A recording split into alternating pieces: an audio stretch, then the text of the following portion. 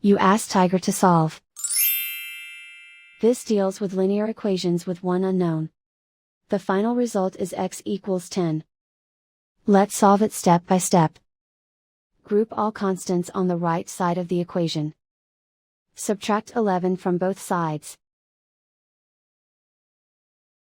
Simplify the arithmetic.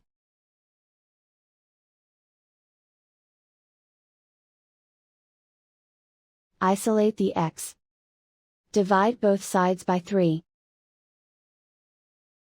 Simplify the fraction. Find the greatest common factor of the numerator and denominator. Factor out and cancel the greatest common factor.